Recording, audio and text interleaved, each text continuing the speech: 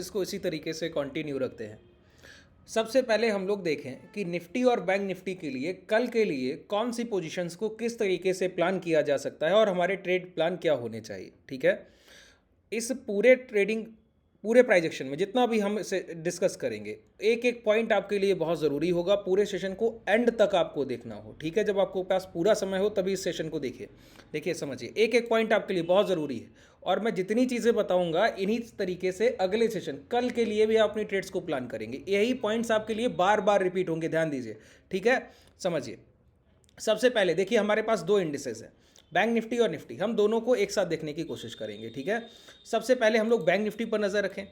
अच्छा, जब भी हम लोग अगले सेशन के लिए कुछ भी देखने की कोशिश करते हैं कि हमारा क्या होगा, क्या हम पोजीशंस को ट्रेड करेंगे, तो सबसे पहला काम होता है प्रीवियस डे प्राइजेक्शन।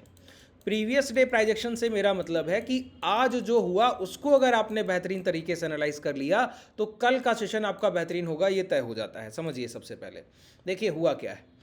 आज के मोमेंटम की शुरुआत हम लोगों ने गैप अप के साथ की। ठीक है, कल का मतलब फ्राइडे की जो हमको क्लोजिंग मिली और फ्राइडे के जो डे हाई रहे, उस डे हाई के ऊपर हम लोगों ने ओपन किया और फ्राइडे के डे हाई को बस टच करके पहला कैंडल बनाया और पहला कैंडल डोजी फॉर्मेशन बना। अगर आप ध्यान दें, आज के पहले 5 मिनट का कैंडल डोजी फॉर्मेशन हुआ और इसके पहले का मोमेंटम भी क्या था, हायर साइड था, मतलब एक भी स्विंग लो ब्रेक नहीं हो रहा था। तो कभी भी प्राइस जब मोमेंटम में होता है, देखिए मोमेंटम प्राइस और कंसोलिडेशन प्राइस में डिफरेंस समझ लीजिए। कई लोग बोलते हैं कि जब 8 एक्सपोनेंशियल को यूज़ कर रहे हैं, या कल जो मैंने सेशन आप लोगों के लिए बना 21 और 6 का मूविंग एवरेज है ना, इनको जब आप यूज़ करते हैं तो ये ध्यान दीजिए, ये एवरेजेस आपकी एंट्री एग्जिट के लिए। एंट्री एग्जिट कब, जब मोमेंटम में हो प्राइस। जब इंडेक्स में या किसी भी इक्विटी को जब आप ट्रेड करें, स्टॉक ऑप्शंस को आप ट्रेड करें, तो वहां पर वो सारे स्ट्राइक प्राइस जब मोमेंटम में होंगे तब आप उनके ऊपर एटीएमआई यूज करेंगे एंट्री एग्जिट के लिए। और मोमेंटम में नहीं है, नॉन डायरेक्शनल प्राइस है, तब आप यूज कर रहे हैं, तो आपके एसएल हंटिंग बार बार होंगे sir. Non directional choppy market, consolidation market में कभी भी किसी भी मोमेंटम ट्रेड्स को हम लोग एग्जीक्यूट नहीं करते, नॉन डायरेक्शनल ट्रेड्स को ही एग्जीक्यूट करते हैं। अब जैसे कल का बाजार, कल के बाजार के लिए हम लोग क्या बोल सकते हैं, रिसेंटली देखिए चॉपी मार्केट का साइन समझ लीजिए, बहुत ध्यान से समझिए। ये जो आज की क्लोजिंग मिली है ना, ये दर्शाती है कि अगर प्राइस के आज के डे लो ब्रेक हुए तब तो डाउनवर्ड्स मोमेंटम मिल सकता है, और आज के डे हाई ब्रेक होंगे तब हायर साइड मोमेंटम मिल सकता है। मतलब ये पूरा रेंज के अंदर प्राइस अगर ओपन हुआ और यहीं ट्रेड करता रहा तो ये मार्केट नॉन डायरेक्शनल हो जाएगा, चॉपी मार्केट। ना तो आपको बाइंग करनी है ना ही सेलिंग, ना तो अच्छे खरीदारी के अवसर मिलेंगे ना बिकवाली के अवसर मिलेंगे। अच्छा, बाइंग की अपॉर्चुनिटीज कब मिलती है, मोमेंटम में प्राइस कब रहता है और कब मोमेंटम में नहीं रहता है, इसको पहचानने का आइडेंटिफिकेशन का तरीका क्या है सर। कैसे पहचाना जाए कि कोई प्राइस में अब हमको ऑप्शन बाइंग करना है, आज का दिन बायर डे, और कैसे पहचाना जाए कि आज का दिन बायर डे नहीं, आज हमको बाइंग, ऑप्शन बाइंग से बच के रहना है और करनी है। देखिए एक रेंज के मार्केट में जब ऑप्शन बाइंग होता है ना, जब एक मार्केट एक रेंज को ट्रेड करता है, तब हम छोटे टारगेट्स के लिए ट्रेड करते हैं, सपोर्ट रेजिस्टेंस को, कि प्राइस नियर बाई रेजिस्टेंस पहुंचा शॉर्ट करेंगे, नियर बाई सपोर्ट पहुंचा शॉर्ट करेंगे, बीच में स्विंग हाई स्विंग लो से रिजेक्शन मिल रहा है वहां से शॉर्ट और लॉन्ग करेंगे। इस तरीके से प्राइस को हम देखते हैं। अगर वही प्राइस इस रेंज से बाहर ट्रेड कर रहा है तो जितनी बार डिप मिलेगा उतनी बार खरीदेंगे, इस रेंज के बाहर ट्रेड कर रहा है जितनी बार पुल बैक मिलेगा उतनी बार खरीदेंगे। अब ये खरीदने की प्रक्रिया, ऑप्शन बाइंग की प्रक्रिया में बड़े टारगेट कब रखे जाते हैं, जब प्राइस का मोमेंटम शार्प हो और एक भी लास्ट स्विंग लो ब्रेक ना हुआ, तब सिर्फ ऑप्शन बाइंग। जैसे अभी के बाजार में हम लोग क्या देख रहे हैं, गौर कीजिए आप, इस पूरे मोमेंटम पे आप गौर कीजिए। ये हायर हाइस का मोमेंटम, प्राइस ने ऊपर गया, थोड़ा सा डिप लिया, दोबारा गया, फिर डिप लिया। अब यहां पर समझ आइए आप लोगों का माइंडसेट किस तरीके से बनाया गया है पता है। प्राइस जैसे ही 300-400 पॉइंट चलता है आपको लगता है महंगा हो गया बेच दीजिए। आप वहीं से मोमेंटम का विरोध करते हैं, रजिस्ट करते हैं कि प्राइस नहीं चलेगा, वहीं पर आप गलत होते हैं और यहीं से जितनी बार आप शॉर्ट सेलिंग की कोशिश करते हैं, जहां प्राइस दिखता है आप शॉर्ट सेलिंग की कोशिश करते हैं, वहीं पर आप ट्रैप हो जाते हैं सर, उसी जगह पर आप ट्रैप होते हैं। और आपको करना क्या चाहिए इसकी जगह पता है, इसकी जगह ट्रेंड पर बिलीव करना चाहिए। मतलब अगर प्राइस चल रहा है तो उसकी चाल पर भरोसा कीजिए और ये देखिए कि थोड़ा भी डिस्काउंट मिले तो खरीद लिया जाए। यही काम एटीएम का है, यही काम 21 और 6 का है। अच्छा, 21 और 6 का सेशन अगर आपने नहीं देखा, या एटीएम के सेशन अभी आप पहली बार विजिट कर रहे हैं चैनल को, नीचे चैनल को ओपन कीजिए, 1 बाय 1 सारे सेशंस को देखिए, बहुत कुछ सीखने को मिलेगा। ठीक है, और अगर आप हमसे जुड़ना चाहें तो डिस्क्रिप्शन में टेलीग्राम का लिंक है, वहाँ से जुड़ भी सकते हैं। देखिए, अब इस पुल बैक का इंतजार करना चाहिए, ना कि शॉर्ट सेलिंग के लिए अपॉर्चुनिटी का वेट करना चाहिए। ध्यान दीजिए, अब हमको करना क्या है, जब प्राइस मोमेंटम में होगा तो हल्का सा पुल बैक करेगा और चल कर जाएगा, हाई ब्रेक कर देगा। समझ लीजिए ये ऑप्शन बायर का टाइम है। कभी भी प्राइस का मोमेंटम इस तरीके का है कि तेजी से चल कर गया, फिर धीमे से गिरावट हुई, और गिरावट में जब प्राइस कैंडल बनाए तो गिरते हुए प्राइस में कैंडल ऊपर क्लोज करने आना चाहिए। कैंडल की क्लोजिंग कैसी होगी, गिर रहा होगा, गिरता हुआ क्लोजिंग के टाइम पर ऊपर आके क्लोज करेगा। ये एक अच्छा साइन है कि प्राइस का हायर साइड मोमेंटम है। बहुत ट्रिकी आपको प्राइजेक्शन बता रहा हूँ, बहुत चीज़ें आपके लिए आसान कर दे रहा हूँ, ये समझ लीजिए।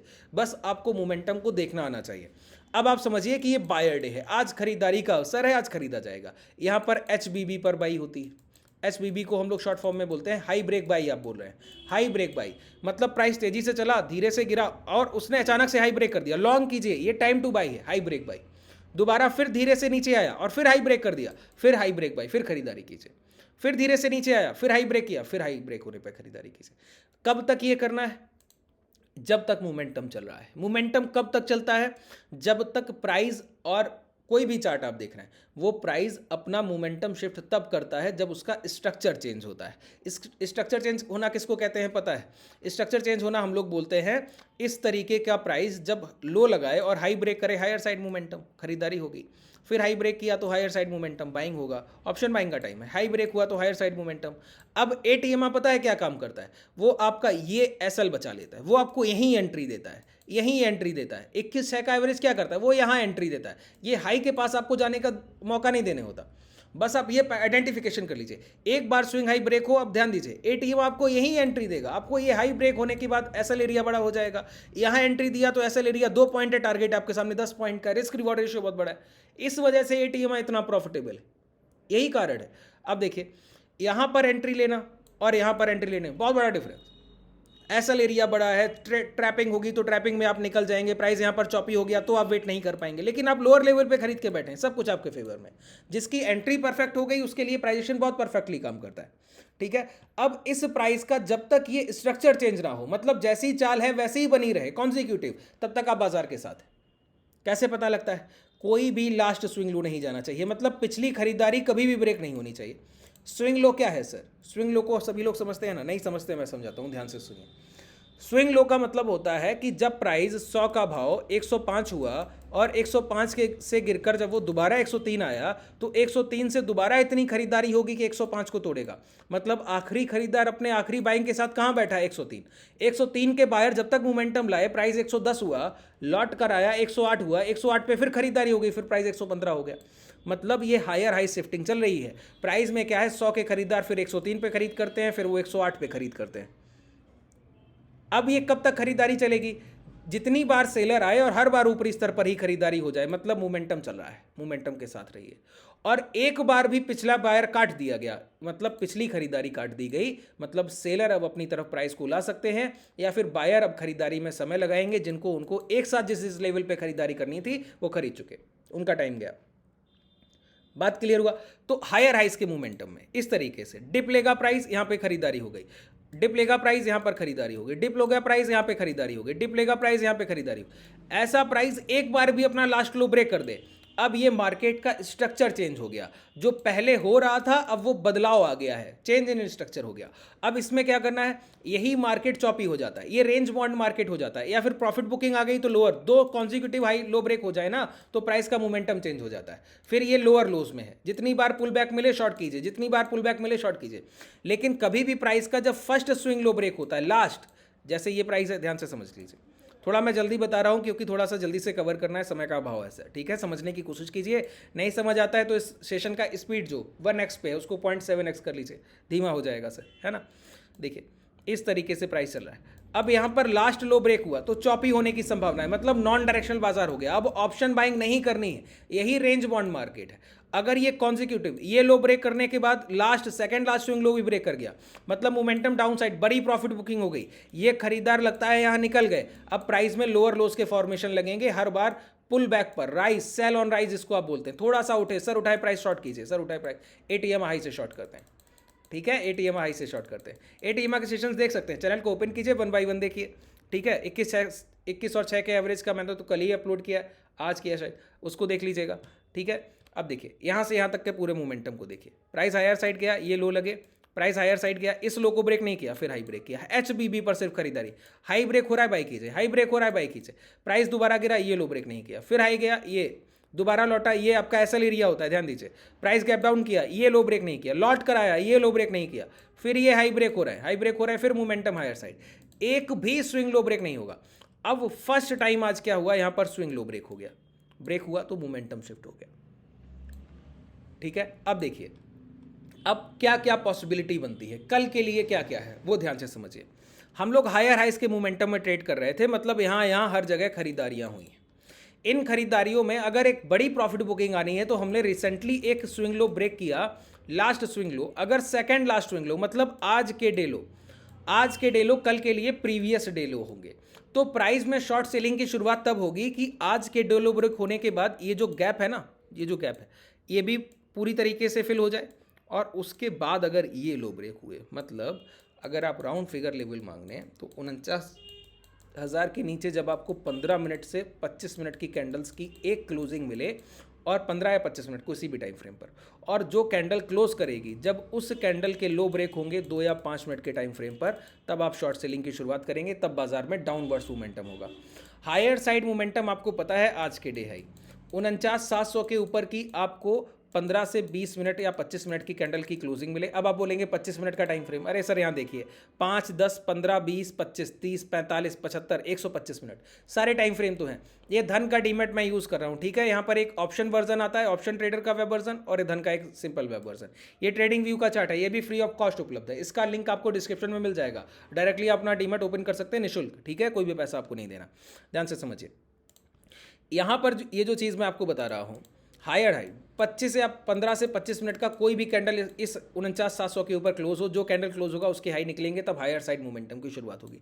और जब तक प्राइस आज के डे हाई और आज के डे लो के अंदर है, आज के डे लो है 49,000 राउंड फिगर मान लीजिए, आज के डे हाई 49,700, जब तक प्राइस 49,700 और 49,000 की रेंज को ट्रेड करेगा तो मार्केट चौपी रहेगा। तो कल के लिए आपके लिए ज़रूरी महत्वपूर्ण लेवल्स कौन से हो गए बता दीजिए।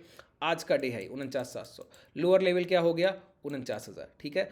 और शुरुआत कैसी होगी कल के बाजार की, तो बताइए। आज की क्लोजिंग सबसे महत्वपूर्ण एस्पेक्ट होता है ना पिछले सेशंस में, इसी तरीके से प्राइस एक्शन को रीड किया जाता है, प्राइस को एनालाइज किया जाता है। कल भी प्राइस जब स्ट्रक्चर बनाएगा ना, कल जो 10:30 का सेशन हम लोग करेंगे उसमें भी इसी तरीके से प्राइस को देख रहे होंगे, और आप पाएंगे कि आज जो चीज़ें हम लोग डिस्कस कर रहे हैं इसी में से कुछ चीज़ें रिपीट होंगी कल के सेशन।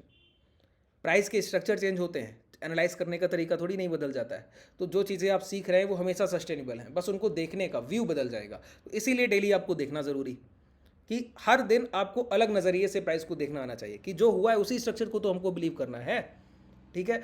अब यहाँ पर क्या हुआ बताइए, ये प्राइस रिपीटेशन है इसी रेजिस्टेंस एरिया का। अगर आप गौर करें तो पिछली बार जब हम लोगों ने 49,900 को टच किया था तो इसी तरीके से पूरे दिन प्राइस ने हायर साइड मोमेंटम किया था, फिर गिरकर क्लोजिंग टाइम पर क्लोज किया था, और वहीं से हम लोग डाउन साइड मोमेंटम किए थे। ध्यान दीजिए, यहाँ पर प्राइस को देखिए, ये देख पा रहे हैं, ये सेशन अगर आप लोगों को 30 अप्रैल का याद हो, हम लोगों ने पूरे दिन हायर साइड मोमेंटम किया, क्लोजिंग के टाइम पर गिरकर बंद हुए, वो सेशन है। उसके बाद आपने देखा कि कितनी बड़ी गिरावट आई। आज का सेशन इसी सेशन का रेजिस्टेंस के पास के पॉइंट का इम्पैक्ट है ना। रेजिस्टेंस को जब आप पहली बार टच करने जा रहे हैं तो अनटेस्टेड जोन है, अनटेस्टेड जोन के आसपास से कहीं ना कहीं से गिरावट होगी ही होगी, ठीक है। अब खरीदार तब अच्छे हैं जब आज के हाई ब्रेक कर ले, तो जब तक आज के हाई ब्रेक नहीं तो हायर साइड मोमेंटम नहीं, आज के लो ब्रेक नहीं तो लोअर साइड मोमेंटम नहीं। इस रेंज में बायर सेलर ने अगर फाइट किया, मार्केट चॉपी हो जाएगा, चॉपी मार्केट हुआ तो हायर साइड मोमेंटम की संभावना बढ़ जाएगी। प्राइस में अगर डाउनवर्ड्स मोमेंटम आना है तो प्राइस कल पूरे सेशन यहाँ पर या 2 कॉन्सिक्यूटिव सेशन कंसोलिडेशन नहीं करना चाहिए। 2 दिन अगर लगातार कंसोलिडेशन इस रेंज में किया तो प्राइस में हायर डायरेक्शन मोमेंटम की संभावना बढ़ जाएगी। कल ही ब्रेक कर दिया तो कल भी हायर डायरेक्शन मोमेंटम की पॉसिबिलिटी बहुत हाई हो जाएगी, प्राइस में मोमेंटम बहुत शार्प होगा हायर साइड। अगर प्राइस ने कल ही ये लो ब्रेक कर दिए तो डाउनवर्ड्स मोमेंटम की पॉसिबिलिटी बहुत तेज होगी 49,000 के नीचे की क्लोजिंग के बाद, क्योंकि ये जो बाजार है न्यूज़ बेस्ड बाजार है और अभी हम लोग हायर विक्स में ट्रेड कर रहे हैं, तो वॉलेटिलिटी बहुत हायर है। आज की इंट्राडे मोमेंटम की बात की जाए तो कल की क्लोजिंग से 49,000 से हम लोगों ने 49,700 को टच किया और दोबारा नियर अबाउट 49,000 को टच किया। इंट्राडे मोमेंटम जिस प्राइस में 1400 पॉइंट का हो तो आप समझ लीजिए कि वॉलेटिलिटी कितनी ज़्यादा है, ठीक है। तो जो भी आप ट्रेड्स प्लान करते हैं, डायरेक्शनल ट्रेड्स प्लान करेंगे, इस हाई के बाद इस लो के बाद ऑप्शन बाइंग में बहुत बड़ा पैसा बनेगा। ये पूरा रेंज ट्रैपिंग रेंज है, ये बायर्स के नहीं है, सेलर्स के लिए रेंज है, ठीक है। जितनी चीज़ें मैंने बताई, उम्मीद है आप लोगों ने बेहतर तरीके से समझने का प्रयास किया होगा। कोई भी डाउट रह गया हो मुझे नीचे कमेंट सेक्शन में बताइएगा। अगर आप हमसे जुड़ना चाहें तो मैंने आपको बताया डिस्क्रिप्शन में टेलीग्राम व्हाट्सएप कम्युनिटी के लिंक है। ये जो मैं डीमेट यूज़ कर रहा हूँ, ये धन का लिंक भी डीमेट में ही डिस्क्रिप्शन में ही पड़ा हुआ है। शुभ रात्रि, धन्यवाद।